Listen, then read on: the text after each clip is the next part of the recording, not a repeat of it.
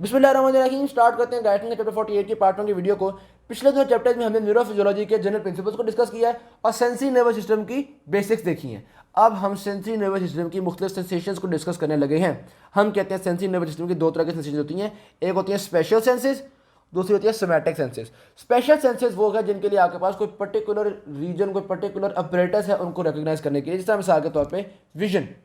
सिर्फ eyes vision के लिए रिस्पॉन्सिबल है। अगर आप आईज को क्लोज कर लो तो आप अपने हाथों से नहीं देख सकते, अपने नाक से नहीं देख सकते, सिर्फ आईज ही करेगी ये काम। वेरी सिमिलरली हेयरिंग, सिर्फ ईयर्स हेयरिंग कर सकती हैं। किसी का अगर ईयर्स खराब हुए हुए हैं तो वो अपने पाँव से नहीं सुन सकता कोई चीज़। स्मेल, सिर्फ नेजल कैविटी वगैरह आपके स्मेल में रिस्पॉन्सिबल है।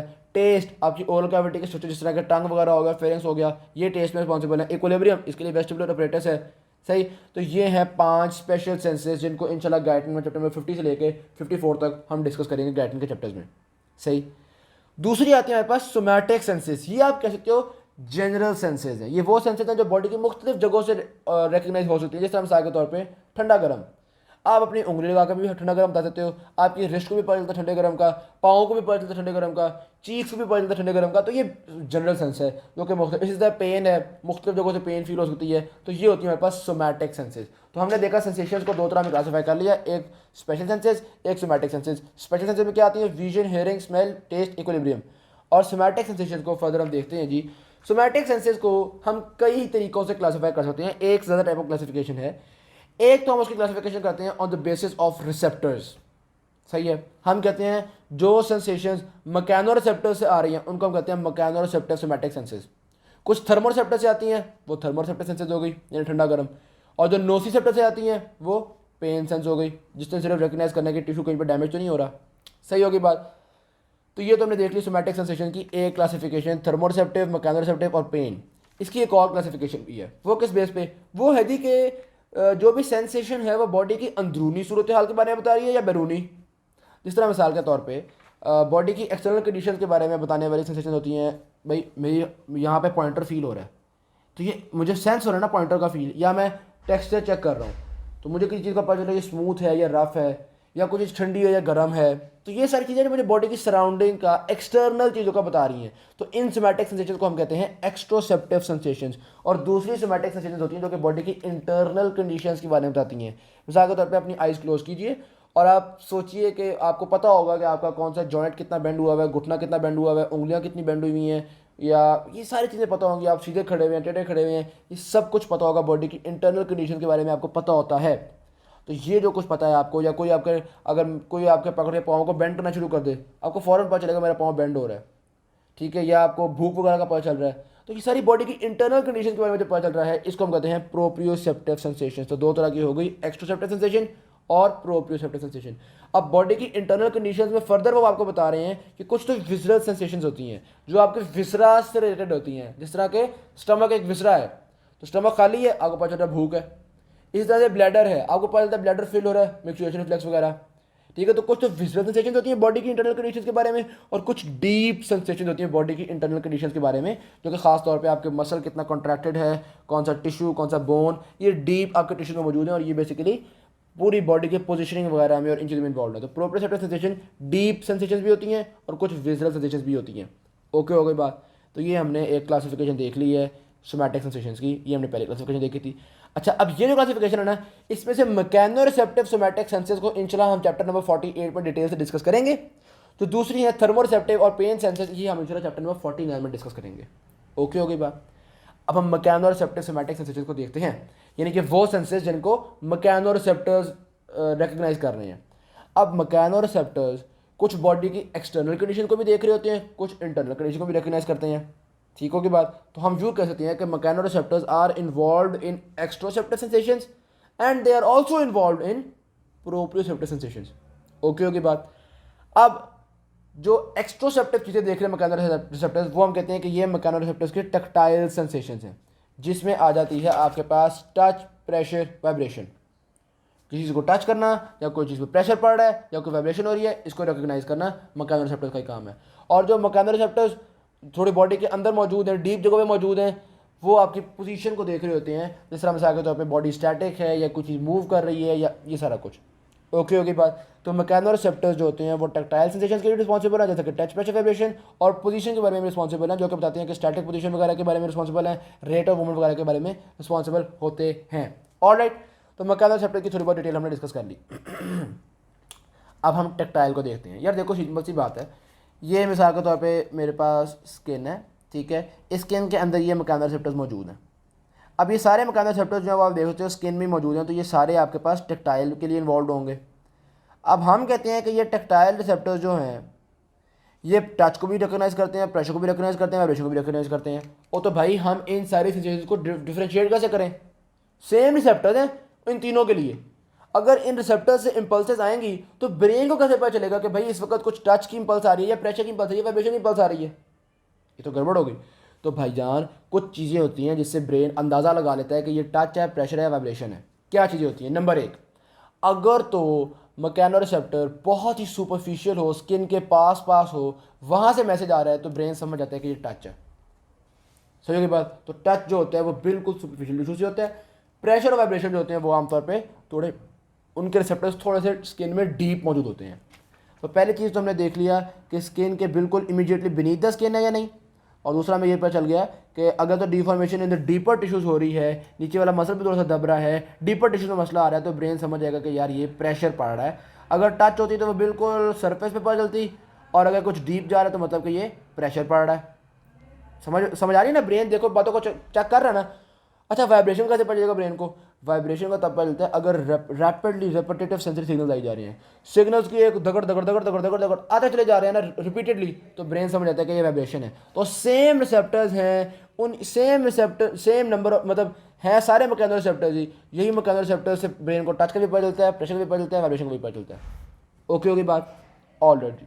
अच्छा, अब ये जो टैक्टाइल रिसेप्टर्स हैं यानी कि टच वाले जो मैकेनोरिसेप्टर्स हैं, इन मैकेनोरिसेप्टर्स की मुख्तलिफ शेप्स हो सकती हैं मैकेनोरिसेप्टर जी, लेकिन मुख्तलिफ शेप्स हो सकती हैं। तो शेप्स की वजह से हम देखते हैं। नंबर एक होते हैं हमारे पास फ्री नर्व एंडिंग्स। ये तो तकरीबन सारी स्किन में मौजूद होती हैं, हत्ता कि इवन आपका जो आइज़ का कॉर्निया है वहाँ पे भी ये मौजूद होते हैं। तो ये तकरीबन हर जगह मौजूद हैं, इसलिए आपकी आइज़ के कॉर्निया पे कुछ चीज़ टच हो, कोई पार्टिकल जाए तो आपको फ़ौरन पता चल जाता है। सही, इसकी शेप को अगर मैं आपको दिखाऊँ तो यहाँ पे पिछले चैप्टर में बनाई हुई थी उन्होंने, ये नर्व फ्री नर्व एंडिंग की शेप को जिस तरह की है। सही के बाद तो ये तो हमने एक तरह का मैकेनोरिसेप्टर देख लिया। दूसरे मैकेनोरिसेप्टर होते हैं हमारे पास मीसनर कॉर्पसल्स। यहाँ ये भी उन्होंने यहाँ पे आपको दिखाया हुआ है, ये देखिएगा, ये बने मीसनर कॉर्पसल। एक तो ये इनकैप्सुलेटेड है, कैप्सूल बना हुआ है इसके इर्द गिर्द, यहाँ नहीं तो यहाँ पे है, ये इनकैप्सुलेटेड है और ये एलोंगेटेड इनकैप्सूल है। सही है, तो दीज आर एलोंगेटेड इनकैप्सुलेटेड। और फिर हाँ, इसको कौन सी नर्व इसका मैसेज लेकर जाएगी, ठीक है, कौन सी नर्व होती है? तो वो होती है हमारे पास ए बीटा। आपको याद है हमने क्लासिफिकेशन पढ़ी थी, ए अल्फा, ए बीटा, ए गैमा, ए डेल्टा, चार्ली। तो ये जो ए बीटा होती है ये बेसिकली मीसनर कॉर्पसल्स की सेंसेशन को लेकर जा रही होती है। और ये मीसनर कॉर्पसल्स बॉडी के नॉन हेयरी पार्ट्स पे होते हैं, जैसे हम मिसाल के तौर पर लिप्स पे मौजूद होते हैं, जैसे ये फिंगर टिप्स। अब फिंगर टिप पे बाल तो नहीं है ना, तो इन जगहों पे ये मीसनर कॉर्पसल्स मौजूद होते हैं। और इन मीसनर कॉर्पसल्स की अगर मजीद हम थोड़ी सी करैक्टरिस्टिक्स देखें तो ये बहुत ही within a fraction adapt कर जाते हैं। तो चूंकि ये बहुत ही रैपिडली अडेप्टिंग है तो इसलिए हम कहते हैं कि ये हमें मूवमेंट के बारे में बताने के लिए रिस्पॉन्सिबल है। आपको याद होगा पहले हमने पढ़ा था रैपिडली अडेप्टिंग रिसेप्टर्स और स्लोली अडेप्टिंग रिसेप्टर्स। जो रैपिडली अडेप्टिंग रिसेप्टर्स थे वो रेट ऑफ मूवमेंट या इन चीज़ों के बारे में बता रहे थे, और जो स्लोली अडेप्टिंग थे वो पोजीशन या किसी कॉन्टिन्यूस स्टिमुलस के बारे में बताते थे। सही है ना बात? तो चूंकि ये रैपिडली अडेप्टिंग है तो ये हमें कुछ फ्रीक्वेंसीज और वाइब्रेशन के बारे में बताते हैं, और मूवमेंट कोई चीज़ सरफेस में मूव करिए उसके बारे में बताते हैं हमें मीसनर कॉर्पसल्स। अच्छा, अब फिर मीसनर कॉर्पसल्स के फर्दर वो बता रहे हैं कि कुछ जगहों पे जो मीसनर कॉर्पसल्स होते हैं ना, इनके एंड्स थोड़े से एक्सपेंडेड होते हैं। अब पता नहीं यहाँ पे उन्होंने मर्कल डिस्क शो की हुई है कि नहीं की हुई, नहीं यहाँ पे नहीं शो की हुई उन्होंने, यहाँ पे देखिएगा, ये देखें, ये शो की हुई उन्होंने मर्कल डिस्क, यानी कि ये वही मीसनर एंडिंग है, लेकिन आगे थोड़ी सी ये एक्सपेंडेड हो गई, थोड़ा सा आगे जाके चपटी हो गई हैं। सही हुई बात? तो ये वो वाले मीसनर रिसेप्टर्स जो कि आगे जाके चपटे हो जाते हैं उनको हम कहते हैं मर्कल्स डिस्क। ये नॉन हेरी पार्ट में तो होते ही होते हैं, लेकिन मर्कल डिस्क कुछ ना कुछ हेरी पार्ट में भी होते हैं।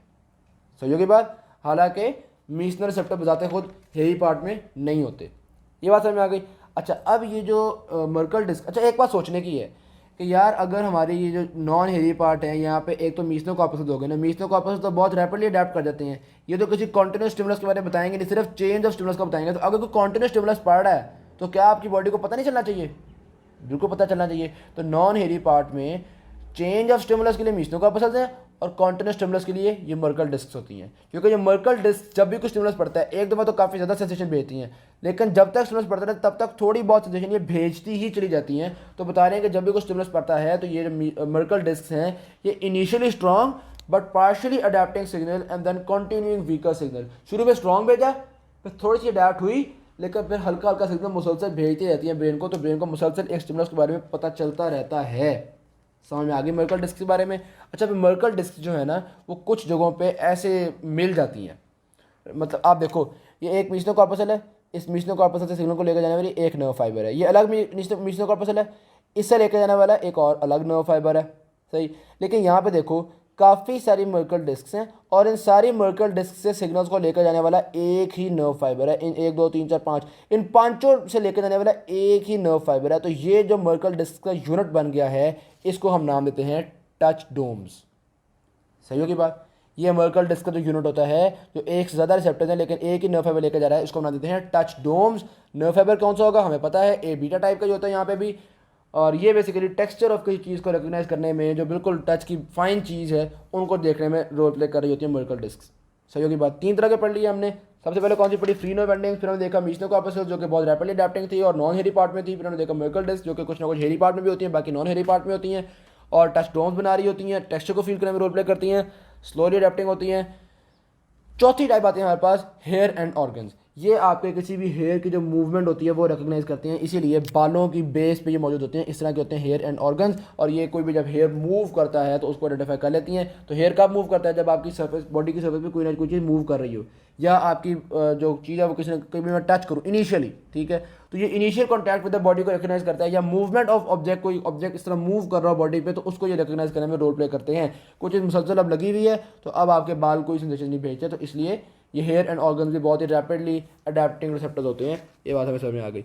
5वीं टाइप के हम पढ़ते हैं यहाँ पे रफिनीज एंडिंग्स। ये Ruffini's endings are very slowly adapting receptors. तो ये हमारे पास जॉइंट कैप्सूल्स वगैरह में होती हैं जो मुसलसल ब्रेन को बताती रहती हैं कि भाई इस वक्त जॉइंट कॉन्ट्रैक्ट हुआ है, इस वक्त टेंडन में टेंशन है। तो ये हमारे पास होती है Ruffini's endings. I am not sure इसकी भी डायग्राम है या नहीं है, ये रफिनीज एंडिंग की डायग्राम बनाई हुई है उन्होंने। ओके बात। ये हमारे पास एक रिसेप्टर है, ये हमारे पास टेक्टाइल रिसेप्टर जो कि वो हेयर एंड ऑर्गन आमतौर पे होते हैं, ये भी उन्होंने दिखा दिया आपको। ऑलराइट जी। उसके अलावा फिर आते हैं हमारे पास पैसनियन कॉर्पसल्स। पैसनियन कॉर्पसल को तो हम बहुत डिटेल से पढ़ चुके हैं। हमने कहा था अनियन से इसका नाम याद रखिएगा, पैसनियन और अनियन। तो इसमें आपको याद है बहुत सारे कैप्सूल्स मौजूद थे, इसका तो पूरा हम डिटेल से पढ़ भी चुके हैं कि किस तरह से आइडेंटिफाई करता है जो भी स्टिमुलस होता है उसको, और ये भी रैपिडली अडैप्टिंग रिसेप्टर वगैरह मौजूद होते हैं। तो ये हमारी बात डिस्कस हो गई। नेक्स्ट आती है ट्रांसमिशन ऑफ टेक्टाइल सेंसेशंस को, कि हमने ये तो देख लिया कौन कौन से रिसेप्टर्स हैं। अब इन रिसेप्टर्स की जो ट्रांसमिशन की जा रही है वो किस तरह की जाती है। तो बेसिकली मुख्तलिफ टाइप ऑफ नर्व फाइबर्स हैं। जिस तरह आपको याद होगा हमने कहा था मर्कल डिस्क के लिए या जो आपके मीसनो कॉर्पसल्स थे उनके लिए type A beta nerve fibre थी, ये वाला। सही होगी बात। तो ये तो बहुत रैपिडली लेके जाते हैं मैसेज को, इनकी वेलोसिटी तो होती है ऑलमोस्ट 30 से लेकर 70 मीटर्स पर सेकेंड। तो ये तो यानी कि अगर बॉडी के किसी भी हिस्से तक ब्रेन का डिस्टेंस कितना होता है, मुश्किल से 1 मीटर, 1.5 मीटर, 2 मीटर बड़ी है। सही होगी बात। 2 मीटर तो वैसे नहीं होता लेकिन चलो मैक्सिमम इतना होगा ना, तो 2 मीटर हो गया, 2.5 मीटर हो गया, तो इतना डिस्टेंस तो कह लो कि मिली सेकेंड के अंदर अंदर ये पहुंचा देगा। सही होगी बात। तो ज़्यादातर रिसेप्टर्स में हमने देख लिया ये वाले होते हैं, लेकिन कुछ रिसेप्टर्स हैं जिनमें ए डेल्टा ये वाले नर्व फाइबर्स भी यूज़ हो रहे होते हैं। ये जो आपके टेक्टाइल सेंसेशंस के लिए हो गए, ये थोड़ी स्लो स्पीड से मैसेज को लेकर जाते हैं। और फिर कुछ रिसेप्टर्स बहुत ही स्लो स्पीड से लेके जाते हैं, जिस तरह मिसाल के तौर पर ये जो गुदगुदी है, ये जो टिकल सेंसेशन है, ये वाली सेंसेशन हमारे ब्रेन तक बहुत ही स्लोली पहुंचती हैं। तो इन सेंसेशंस को ब्रेन तक ले जाने वाले जो फाइबर्स हैं वो टाइप सी नर्व फाइबर होते हैं, यानी कि अनमाइलिनेटेड नर्व फाइबर होते हैं। आपको पता है ना सारे ये जो ए वाले ये माइलिनेटेड हैं और ये टाइप सी अनमाइलिनेटेड होता है, ठीक है। तो ये बहुत ही स्लो, सिर्फ 2 मीटर पर सेकेंड इसकी स्पीड होती है। तो ये टिकल वगैरह के लिए ये वाले रिक्वायर्ड होते हैं। अब ज़ाहिर सी बात है कि जो type A alpha A beta ये माइलिनेटेड है, ये ज़्यादा बड़ी स्पेस ऑक्यूपाई कर रहे होंगे, ज़्यादा मोटे मोटे फाइबर्स होंगे। और ये जो टाइप सी हैं ये बहुत ही पतले फाइबर्स हैं, ये किसी भी नर्व बंडल में बहुत ही थोड़ी जगह रिक्वायर करते हैं, तो they require much less space. सही होगी बात। तो सेंसेशन पे डिपेंड करता है कौन सा नर्व फाइबर यूज़ करना है। कोई भी चीज़ गर्म है तो फ़ौरन ब्रेन को पता चलना चाहिए ना, उसके लिए आपके पास टाइप ए बीटा फाइबर्स होंगे। और कोई स्लो टिकल वगैरह है, गुदगुदी है, ये तो ऐसी मतलब ब्रेन को थोड़ी देर बाद ही पता चले तो खैर है, तो इनके लिए स्लो फाइबर यूज़ कर लेंगे। सेंसेशन पे डिपेंड कर रहा होता है कि हमने स्लो फाइबर यूज़ करना है या तेज़ फाइबर यूज़ करना है। ऑलराइट। फिर आते हैं हमारे पास डिटेक्शन ऑफ वाइब्रेशन। अब इसको देखिएगा बेसिकली आपको याद होगा हमने जो पैसिनियन कॉर्पसेस पढ़े थे तो हमने कहा था ये सबसे ज़्यादा रैपिडली अडेप्टिंग रिसेप्टर्स होते हैं, ठीक है। तो पैसिनियन कॉर्पस सबसे ज़्यादा रैपिडली अडेप्टिंग रिसेप्टर्स है, तो ज़्यादा फ्रीक्वेंसी ऑफ वाइब्रेशन के लिए हम इसी को यूज़ करते हैं। ज़्यादा फ्रीक्वेंसी ऑफ वाइब्रेशन का क्या मतलब है कि सेंसेशन बार बार वाइब्रेशन में ये होता है ना कि चीज़ इंक्रीज डिक्रीज कर रही है, ठीक है। तो जब इंक्रीज करे फॉरन पैसिनियन कॉर्पस एक बार मैसेज भेजे और फिर उस इंक्रीज का आदी हो जाए। जब वो डिक्रीज करे तो फॉरन पैसिनियन कॉर्पस देखे कि भाई स्टिमुलस में चेंज आ जाए, ब्रेन को बताए और फिर बस बार बार बताता ही ना रहे। कुछ तो होते हैं ना स्लोली अडेप्टिंग, एक दफ़ा वाइब्रेशन हो रही थी, चीज़ आके लगी, वो ब्रेन को मैसेज भेजी जा रहे हैं, चीज़ हट भी गई है अभी भी भेजी जा रही है। उन्होंने सोचा कि यार चलो चीज़ हट गई है, अब हम छोड़ देते हैं मैसेज भेजना, इतने में चीज़ दोबारा लग गई है। तो वो तो बस ब्रेन को मैसेज भेजते रहेंगे, उनको तो फुर्सत ही नहीं मिलेगी कि जब चीज़ हटी थी तो वो मैसेज भेजना छोड़ भी दें। समझ गए ना बात। तो यानी कि वो तो वाइब्रेशन को बता नहीं सकेंगे जो स्लोली अडेप्टिंग होंगे। जो रैपिडली अडेप्टिंग हो, जैसे ही लगे फौरन ब्रेन को बताने लग गई है, जैसे ही हटे फौरन बताएं कि भाई चीज़ हट गई है, फिर लगे फिर फौरन बताएं। तो पैसिनियन कॉर्पसल होते हैं जो कि 30 से लेकर 800 साइकिल्स पर सेकंड तक की वाइब्रेशन को भी ब्रेन को बता देते हैं, इतनी रैपिड। अगर 100 साइकिल्स पर सेकंड से भी ज़्यादा फ्रीक्वेंसी की कोई वाइब्रेशन हुई ना, तो भाई फिर याद रखना हम उस वाइब्रेशन को सेंस ही नहीं कर सकते। हम वो चीज़ वाइब्रेटिंग हमें लगेगा कि बस कोई चीज़ टच हो रही है, मुसलसल टच हो रही है, वाइब्रेशन का हमें पता ही नहीं चलेगा। जाहिर सी बात है यार, हमारी भी तो कैपेसिटी होती है ना। अच्छा ये तो हो गया बहुत रैपिडली 30 से 100 साइकिल्स पर सेकंड वाले को तो पैसिनियन कॉर्पसल करती है। और जो थोड़ी लो फ्रीक्वेंसीज होती हैं जिस तरह लेके 2 से लेके 80 साइकिल्स पर सेकंड वाली, इन फ्रीक्वेंसीज के लिए मीसनल कॉर्पसल्स भी ठीक गुजारा कर जाते हैं, क्योंकि हमने पढ़ा था मीसनल कॉर्पसल्स भी रैपिडली अडेप्टिंग होती हैं। दे adapt with in a fraction of second, लेकिन जाहिर बात है पैसिनियन से स्लो ही होते हैं ये। तो वाइब्रेशन को सेंस करने के लिए ज़्यादा फ्रीक्वेंसी वाइब्रेशन के लिए पैसिनियन कॉर्पसल, थोड़ी कम फ्रीक्वेंसी वाइब्रेशन के लिए मीसनल कॉर्पसल्स। ओके बात। फिर आता है हमारे पास detection of tickle and itch by mechanoreceptors. यहाँ पे हमने बात डिस्कस की थी कि जो टिकल वाले होते हैं इनके लिए slow fibres unmyelinated fibres use होते हैं। तो इसी तरह से टिकल हो गया, इच हो गया, एक तो ये बात बता रहे हैं कि ये बहुत इसके रिसेप्टर्स बहुत ही सुपरफिशियल लेयर ऑफ स्किन में होते हैं।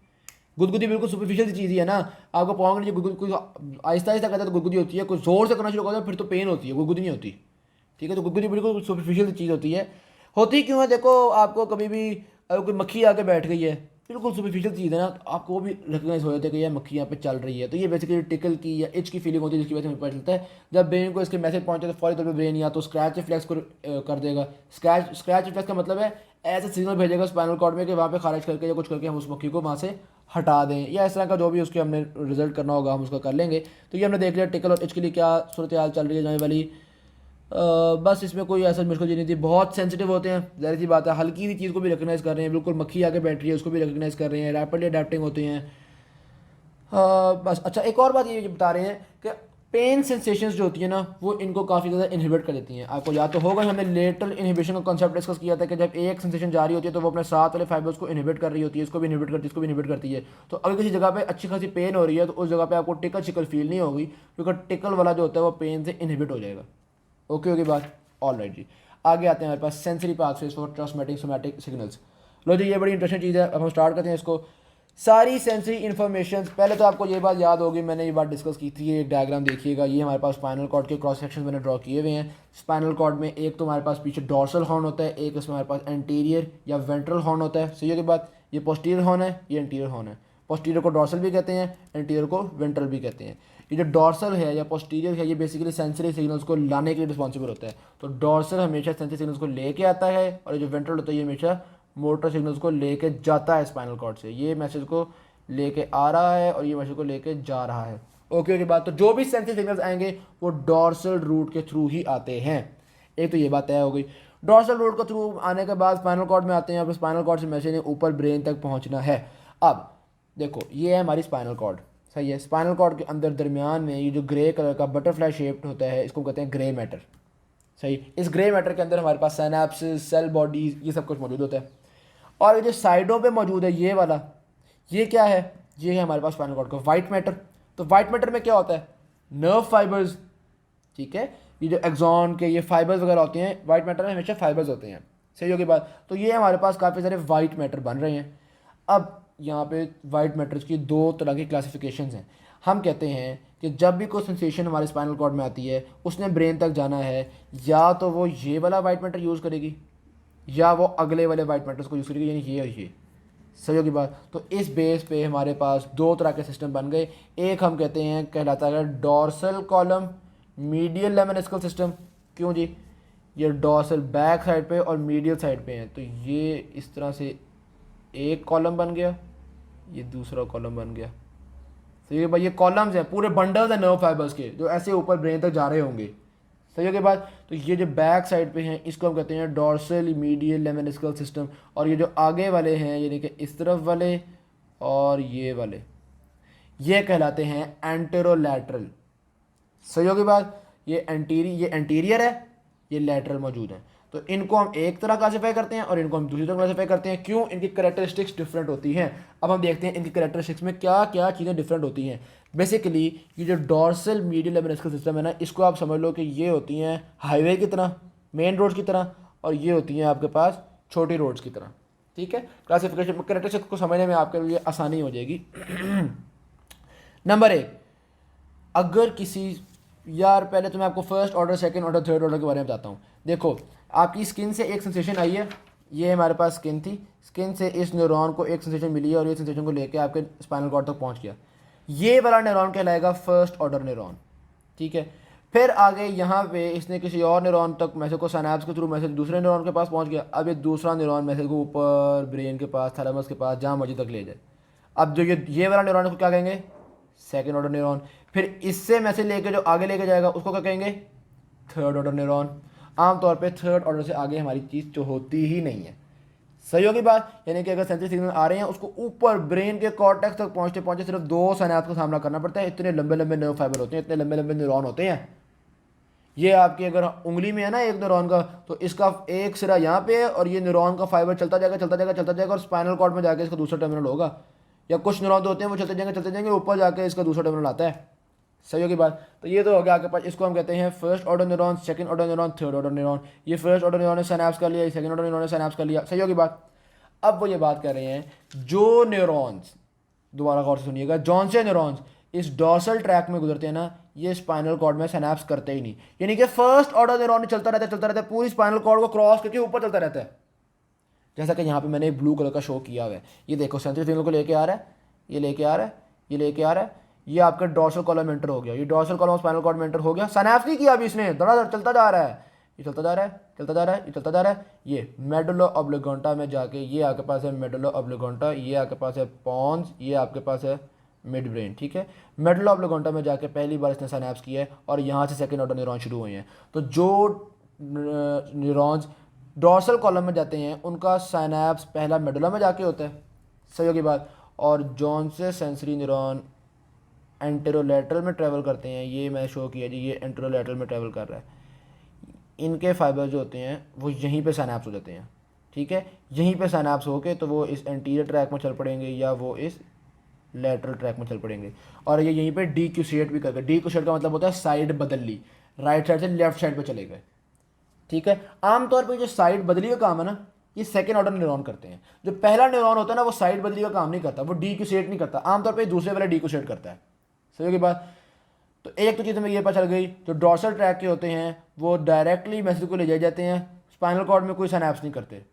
मतलब उनका मेन जो फाइबर होता है वो स्पाइनल कॉर्ड में सिनैप्स नहीं कर रहा है, मेडुला ऑब्लिगोंटा में जाकर सिनैप्स कर रहा है, और जो दूसरे वाले होते हैं वो स्पाइनल कॉर्ड में सिनैप्स करके स्पाइनल कॉर्ड में ही डीक्यूशिएट कर जाते हैं। तो ये हमारे पास दो फर्क आ गए, एक सिनैप्स की लोकेशन, एक डीक्यूशिएशन की लोकेशन। दो फर्क आ चुके हैं अभी तक हमारे पास डॉर्सल सिस्टम में और इंटरलैटरल सिस्टम में। सही होगी बात। मज़ीद आगे देखते हैं कि जो डॉर्सल सिस्टम होता है इसके फाइबर्स बड़े बड़े होते हैं, माइलिनेटेड होते हैं, फास्ट फाइबर्स होते हैं। सही होगी बात। इसके फाइबर्स फास्ट फाइबर्स होंगे, माइलिनेटेड फाइबर्स होंगे जो कि सेंसेशन को बहुत तेज़ी से लेकर जाएंगे, स्पीड वाले फाइबर्स होते हैं। तो dorsal medial lemniscal system is rapid, speed, high velocity, और अगले वाले स्लो वेलोसिटी। जैसा कि मैंने बताया था ये हाईवे हैं, ये छोटी गलियाँ हैं, हाईवे में ज़्यादा स्पीड होती है, यहाँ पर थोड़ी स्पीड होती है। ओके होगी बात। 3 फर्क हो गए। चौथा फर्क ये होता है कि डॉर्सल वाले में high degree of special orientation होती है, यानी कि जो भी सेंसेशन डॉर्सल के थ्रू जा रही होंगी, ब्रेन को बहुत अच्छे से सेंसेशन का पता होगा कि ये कौन सी जगह से आ रही है पर्टिकुलरली, क्योंकि डॉर्सल सिस्टम में बड़ा ख्याल रखा जाता है कि भाई कौन सी चीज़ कहाँ से आ रही है। जैसे मिसाल के तौर पर मोटरवे पे गाड़ियाँ बड़ी एहतियात से अपनी लेन में चलती हैं, एक गाड़ी एक लेन में चल रही है, दूसरी लेन में चल रही है, तीसरी लेन में चल रही है, तो लेन का बड़ा ख्याल रखा जाता है। जबकि गलियों में इतना लेंस का ख्याल नहीं रखा जाता है, छोटी रोड्स में लेंस का इतना ख्याल नहीं रखा जाता, तो ये जो एंटेरोलेटरल है इसमें लेन का इतना ख्याल नहीं रखा जाता, बहुत ज़्यादा ख्याल नहीं रखा जाता। यहाँ से सेंसेशन जो ब्रेन को पहुँचती है ना, ब्रेन इतना तो बता जाता है कि यार उंगली की ये अगली उंगली पे कुछ ना कुछ हुआ है, अगली उंगली में यहाँ पे हुआ है, यहाँ पे हुआ है, इतना ज़्यादा ब्रेन को पता नहीं चलता। ओके बात, तो ये डॉर्सल में और एंटेरोलेटरल में एक और डिफरेंस देख लिया हमने। फिर एक और डिफरेंस ये है, अच्छा अब देखो, डॉर्सल वाला फर्स्ट सेंसेशन को लेके जाएगा, वेंट्रल वाला फर्स्ट सेंसेशन को लेके जाएगा। डॉर्सल कौन सी सेंसेशन को लेके जाएगा? वो सेंसेशन जो ब्रेन तक बहुत ही रैपिडली पहुंचनी चाहिए, पहली बात। दूसरा, वो सेंसेशन जिसके बारे में ब्रेन को बहुत ही हाईली पता होना चाहिए, बहुत अच्छी लोकलाइजेशन होनी चाहिए। सही होगी ना बात? तो हम देखते हैं डॉर्सल वाले से वो टच सेंसेशन जाती हैं जो कि बहुत हाईली लोकलाइज्ड हो, वो टच सेंसेशन जाती हैं जिनकी फाइन ग्रेडेशन ऑफ इंटेंसिटी हो, यानी कि एग्जैक्ट पता हो ये कितनी ज़ोर से लगी है, कितनी हल्की लगी है, स्टिमुलस की इंटेंसिटी का भी बड़ा अच्छे से पता हो। तो डॉर्सल वाले में स्टिमुलस की इंटेंसिटी का बहुत अच्छे से पता होता है, अगले वाले में स्टिमुलस की इंटेंसिटी का भी इतने अच्छे से नहीं पता होता। ओके बात। जिस तरह मेन हाईवेज पे ट्रैफिक स्पीड को बड़ा अच्छा रेगुलर किया जाता है, ओवर स्पीड नहीं करने देते, गलियों में तो आपको पता ही है पिंडी बॉयज क्या कर लेते हैं। ऑलराइट जी। फिर फेजिक सेंसेशन, जिस तरह वाइब्रेटरी सेंसेशन हो गई, ये भी तेज़ चीज़ है ना, तो ये भी डॉर्सल ट्रैक से जाती है। इसी तरह से position sensation from the joints dorsal track से जाती है। प्रेशर सेंसेशन जो कि फाइन डिग्री ऑफ जजमेंट के लिए हो, एक तो है ना कोर्स प्रेशर के भाई कुछ लग रही है वो तो खैर है, जिस प्रेशर सेंसेशन के हमें हल्का सा भी पता होगा भाई कितनी जोर से लग रही है, कितनी हल्की लग रही है, वो डॉर्सल ट्रैक से जाएगी। बाकी एंटेरोलेटरल से कौन सी जाती हैं? ओवर पेन हो गई, थर्मल सेंसेशन कोई ठंडी है गर्म है, तो ये कोई बहुत तेज़ नहीं पहुंचनी चाहिए। क्रूड टच, ठीक है, मोटी मोटी टच हो गई। सेक्सुअल सेंसेशंस भी आपके पास एंटेरोलेटरल सिस्टम से जा रही हैं। उसके अलावा टिकल और इच की सेंसेशन, वो आपको याद होगा, टिकल और इच तो सबसे स्लोली पहुंचने वाली हैं, टाइप सी से पहुंचने वाली हैं, तो स्लो तो वैसी सारी एंटेरोलेटरल में होती है ना, फास्ट वाले डॉर्सल वाले में होंगे। ओके बात। तो ये हमने देख ली सेंसेशन। अगर कोई आपसे कहे कि डिफरेंशिएट बिटवीन डॉर्सल और एंटेरोलेटरल, तो डॉर्सल वाली स्पाइनल कॉर्ड में सिनैप्स नहीं करती, एंटेरोलेटरल वाली करती है। नंबर 1, डॉर्सल वाली का डीक्यूसेशन या क्रॉस करना पॉन्स में जाके होती है, एंटेरोलेटरल की यहीं पे हो जाती है। 2 हो गए। डॉर्सल वाले में माइलिनेटेड फाइबर्स हैं, एंटेरोलेटरल में अनमाइलिनेटेड। 3 हो गए। डॉर्सल वाले में ज़्यादा वेलोसिटी, एंटेरोलेटरल में थोड़ी वेलोसिटी। डॉर्सल वाले में स्पेशल ओरिएंटेशन ज़्यादा होती है, एंटेरोलेटरल में स्पेशल ओरिएंटेशन थोड़ी होती है। 5 हो गए।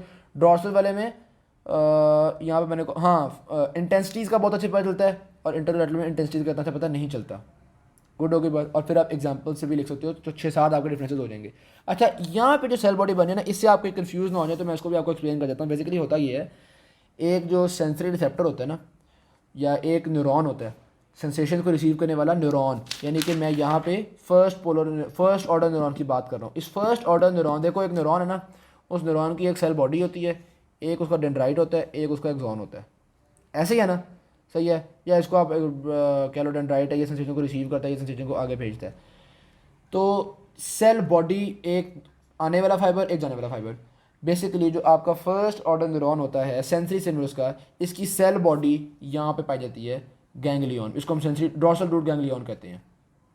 सही होगी बात। इसकी सेल बॉडी यहाँ पाई जाती है, इसका डेंड्राइट गया हुआ है वो स्किन में जहाँ से सेंसेशन को रिसीव कर रही है, और इसका एक्सॉन आगे गया हुआ है। तो इस गैंग्लियन में कोई साइनैप्स नहीं बन रहा, ठीक है, ये सिर्फ गैंग्लियन है। यहाँ पे सेल बॉडीज़ का क्लस्टर मौजूद होता है, सारे जो सेंसिटिव न्यूरॉन्स हैं उनकी सेल बॉडीज़ यहाँ पे होती हैं बस। सही है के बाद इस सिनैप्स नहीं होता यहाँ पे कोई, इससे नहीं आपने कंफ्यूज होना। ऑलराइट जी। तो ओवरऑल हमने ये बातें डिस्कस कर ली। अब वो कह रहे हैं एनाटॉमी ऑफ डॉर्सल कॉलम को थोड़ा डिटेल से डिस्कस करते हैं जनाबे वाली। तो कोई मसला नहीं, कर लेते हैं। लो जी, हमने ब्लू वाले फाइबर को देखना है। ब्लू वाला फाइबर देखो जनाबे वाली, ये पहले तो सेंसरी रूट से आ रहा है, इसकी सेल बॉडी यहाँ पे मौजूद है, ये आ गया आपकी डॉर्सल हॉर्न और स्पाइनल कॉर्ड से ये ग्रे मैटर में हो गया एंटर। ग्रे मैटर में एंटर होने के बाद वो बता रहे हैं कि इसका एक मीडियल ब्रांच में डिवाइड हो जाता है और एक लेटरल ब्रांच में डिवाइड हो जाता है। सही होगी बात। इसकी जो मीडियल ब्रांच होगी वो तो ऊपर जाना शुरू हो जाएगी, ये चली जाएगी डॉर्सल कॉलम में, कोई सिनैप्स नहीं करती, और ये घूम के ऊपर चलेगी डॉर्सल कॉलम में से ट्रैवल करते करते करते करते करते मेडुला ऑब्लिगेंटा में जाकर सिनैप्स करेगी। मेडुला ऑब्लिगेंटा में किस जगह पे सिनैप्स करती है उसको आगे हम अभी डिस्कस करते हैं। पहले देख लो, ये जो लेटरल ब्रांचेस निकली थी ये कहाँ को जाएंगी? ये लेटरल ब्रांचेस इधर स्पाइनल कॉर्ड में यहीं पे सिनैप्स करना शुरू कर देती हैं। हो सकता है कुछ सिनैप्सेस जिन्होंने स्पाइनल कॉर्ड रिफ्लेक्सेस के लिए करने हो, कुछ सिनैप्सेस के लिए कुछ, मतलब जाहिर सी बात है एक सेंसेशन आ रही है उसकी एक जगह तो नहीं ना जाना, सिर्फ उसको ब्रेन में तो नहीं ना भेजना, उसको मुख्तलिफ जगह पे भेजना है। तो वो बता रहे हैं कि वो यहाँ पे जो लेटरल ब्रांचेस हैं वो एक तो उन्होंने कुछ ना कुछ डॉर्सल कॉलम को भी कुछ ना कुछ सेंसेशंस देती हैं, वो थोड़ा सा एक अपवर्ड चली गई, थोड़ी सी स्पाइनल कॉर्ड में ऊपर चली गई, थोड़ी स्पाइनल कॉर्ड में नीचे चली गई। उसके अलावा लोकल स्पाइनल कॉर्ड रिफ्लेक्सेस में इन्वॉल्व होती है लेटरल ब्रांचेस। उसके अलावा स्पाइनोसेरिबेलर ट्रैक्ट्स हम आगे जाके बड़ी डिटेल से पढ़ेंगे कि आपके ब्रेन में ये जो आपको याद होगा हमने पढ़ा था सेरिबेलम होता है, ये सेरिबेलम भी सिग्नल्स को रिसीव करता है। तो सेरिबेलम को सिग्नल्स को रिसीव करने के लिए भी यही लेटरल ब्रांचेस काम आएंगी। ओके ओके बात। फिर हमने स्पाइनल कॉर्ड रिफ्लेक्स नहीं पढ़े थे, वो जो हम कहते हैं कि भाई कोई गर्म चीज़ लगे तो फ़ौरन उसका मैसेज आता है स्पाइनल कॉर्ड में, स्पाइनल कॉर्ड आगे मसल को मैसेज भेजते कि पीछे खींच लो।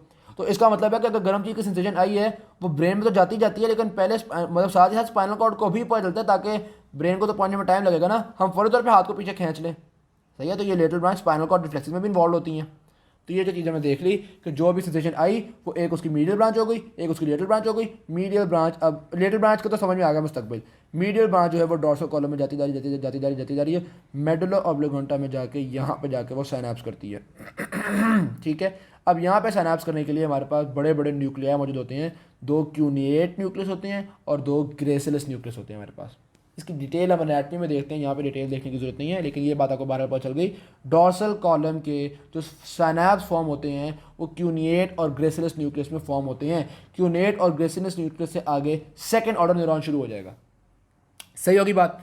जैसे ही डॉर्सल कॉलम वाले इन्होंने साइनैप्स किया है, सेकंड ऑर्डर वाले फौरी तौर पे डीक्यूसेट कर गए। देख रहे हैं, ये डीक्यूसेट कर गए। ओके की बात। डीक्यूसेट करने के बाद अब जो ऊपर जा रहे हैं इसको हम नाम देते हैं, ये कहलाता है मीडियल लेमिनिस्कस। सही होगी बात। अब हुआ ये जो लेफ्ट साइड सेंसेशन आई थी, सेकंड ऑर्डर डीक्यूसेट करके इधर चला गया, तो ये बन गया अब मीडियल लेमिनिस्कस, और ये भी बन गया एक मीडियल लेमिनिस्कस। लेफ्ट साइड के मीडियल लेमिनिस्कस में राइट साइड के सेंसेशंस हैं, और राइट साइड के लेमिनिस्कस में लेफ्ट साइड के सेंसेशंस हैं। याद होगी बात। ऑल राइट जी। अब ये सेकंड ऑर्डर न्यूरॉन जो है ये जाता जाएगा और ये पहुंचेगा थैलेमस के वेंट्रोबेजल न्यूक्लियाई में। अब बेसिकली जो थैलेमस होता है इसकी फर्दर बहुत सारी क्लासिफिकेशन होती हैं। हम देखते हैं कि थैलेमस का एंटीरियर पार्ट है, थैलेमस का मीडियल पार्ट, थैलेमस का लेटरल पार्ट, लेटरल वाले का फिर हम कहते हैं थैलेमस के लेटरल में वेंट्रोलेटरल हो गया, ये बेस डॉर्सोलेटरल हो गया, फिर वेंट्रोलेटरल के भी फर्दर कंपार्टमेंट्स होते हैं। बस याद रख लो कि जिस कंपार्टमेंट में इस सेंसरी सिग्नल ने जाके साइनैप्स करना है उसको हम कहते हैं वेंट्रोबेजल। ओके ओके बात। तो वेंट्रोबेजल कॉम्प्लेक्स में साइनैप्स बना और यहाँ से आगे पे थर्ड ऑर्डर न्यूरॉन मैसेज को लेके somatosensory area of cerebral cortex तक ले जाएगा। मजीद स्पेसिफिक याद रख लो, सोमैटोसेंसरी एरिया 1 तक ले जाएगा। हम इसकी डिटेल इंशाल्लाह अगले पार्ट की वीडियो में डिस्कस करेंगे। ऑलराइट हो गई बात। तो ये हमारे पास थर्ड ऑर्डर न्यूरॉन था जो मैसेज को यहाँ से यहाँ तक ले गया। गुड, चल रही है ना बात अभी तक। अच्छा, एक और चीज़ में रखिएगा ज़रा। सेकेंड ऑर्डर न्यूरॉन ने इन्फॉर्मेशन को यहाँ से न्यूक्लियस क्यूनेटर से न्यूक्लियस क्लस्टर से लिया और लेकर चला गया थैलेमस तक। यार देखो, हमारी ना कुछ क्रेनियल नर्व्स भी होती हैं। क्रेनियल नर्व्स ऐसी नर्व्स होती हैं जो कि मतलब कह लो कि हेड और नेक रीजन से मुख्तलिफ सेंसेशंस को रिसीव कर रही होती हैं। तो या मोटर भी होती हैं, सेंसरी भी होती हैं। बहरहाल अभी हम एक नर्व देख रहे हैं, ट्राइजेमिनल नर्व। ये क्रेनियल नर्व नंबर 5 होती है। सही की बात। ये आपके हेड रीजन से, नेक रीजन से सेंसेशंस को रिसीव करती है। सही। तो ये जो ट्राइजेमिनल नर्व होती है ना, ये इस तरह स्पाइनल कॉर्ड से होकर नहीं गुजरती। जारी बात है, अब माथे की सेंसेशन है वो स्पाइनल कॉर्ड से होकर गुजरेगी, स्पाइनल कॉर्ड तो नेक में खत्म हो गई। ठीक है। तो वो ट्राइजेमिनल नर्व के थ्रू आती हैं और डायरेक्टली पॉन्स में एंट्री मारती हैं। पॉन्स में एंट्री मारती हैं। पॉन्स के अंदर इनका न्यूक्लियस मौजूद होता है, ट्राइजेमिनल न्यूक्लियस। वहाँ पे से साइनैप्स किया। इसके सेकंड ऑर्डर जो होती हैं वो इधर आके इसके साथ मिल जाती हैं, यानी ये जो मीडियल लेमिनिस्कस जा रहा था ना, इस मीडियल लेमिनिस्कस के साथ इल्हाक कर लेते हैं और ये साथ मिलकर जाते हैं। फिर आगे उन्होंने जाना है और ब्रेन में जाना है, वो बाकी आगे वाला सिलसिला सेम है। तो बस ये बात आगे मीडियल लेमिनिस्कस में ये आके मिलना शुरू हो जाते हैं। ओके हो गई बात। यहाँ तक आई होप्स आपको सारा कुछ समझ में आ गया होगा। आगे हम इंशाल्लाह पार्ट 2 की वीडियो में डिस्कस करते हैं।